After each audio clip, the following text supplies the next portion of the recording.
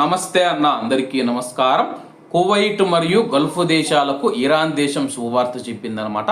ప్రస్తుతం మనం చూసుకుంటే కానీ అమెరికా, ఇజ్రాయెల్ దేశాలు వచ్చేసి ఇరాన్ మీద దాడులు చేస్తూ ఉంటే, ఇరాన్ మాత్రం కువైట్ మరియు గల్ఫ్ దేశాల మీద దాడులు చేస్తూ ఉన్న విషయం అందరికీ తెలిసిందే. అమెరికా ఎయిర్ బేసులు కావచ్చు, ఎయిర్పోర్ట్లు కావచ్చు, గ్యాస్ మరియు అలాగే చమురు క్షేత్రాలు ఏవైతే ఉన్నాయో వాటిపైన దాడులు చేస్తూ ఉన్న విషయం అందరికీ తెలిసిందే.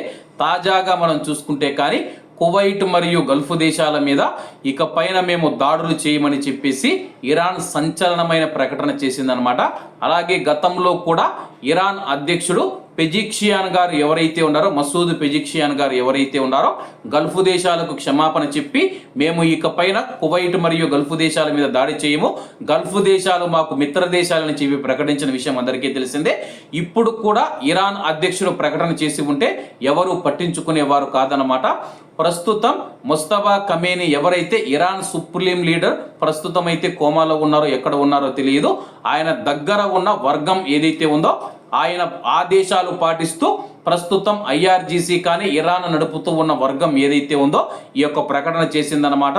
మనం కొట్టుకొని చావడం దేనికి, ముస్లిం దేశాలు కొట్లాడుకోవడం దేనికని చెప్పేసి, అలాగే యూద దేశమైన ఇజ్రాయిల్, క్రిస్టియన్ దేశమైన అమెరికా వాళ్ళ యొక్క ట్రాప్లో పడి మనము ముస్లిం దేశాల మీద దాడులు చేస్తూ ఉన్నామని చెప్పేసి ఆ యొక్క వర్గం భావించింది. దీంతో ఐఆర్జీసీ కూడా ఒక కీలక ఆదేశం అయితే జారీ చేసింది. ఇక పైన కువైట్ మరియు గల్ఫ్ దేశాల మీద మీరు దాడులు చేయొద్దండి, ఏదైనా మనం యుద్ధం చేయాలనుకుంటే అమెరికా మరియు ఇజ్రాయిల్తోనే చేస్తామని చెప్పేసి తేల్చి చెప్పింది. దీంతో కువైట్ మరియు గల్ఫ్ దేశాలు కొన్ని రోజులు ఊపిరి పీల్చుకోవచ్చు అన్నమాట. మరి ఐఆర్జీసీ కూడా ఈ యొక్క ప్రకటనను ధృవీకరించినట్లయితే అంతర్జాతీయ మీడియాలో కథనాలు వస్తూ ఉన్నాయి.